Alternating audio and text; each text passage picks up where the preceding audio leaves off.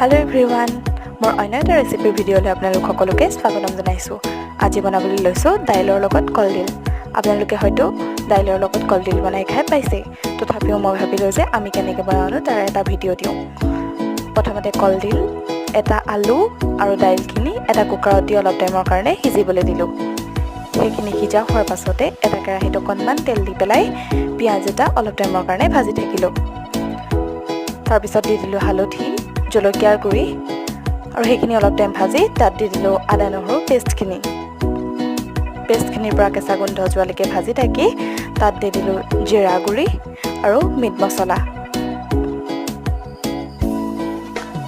সেইখিনি ভজা হোৱাৰ পাছতেই আমি বইল কৰি ৰখা কলডিল, আলু আৰু দালিৰ মিশ্ৰণখিনি দি পেলাই অলপ টাইমৰ কাৰণে উতলিবলৈ দিলোঁ আৰু আমাৰ আঞ্জাও ৰেডি হৈ গ'ল।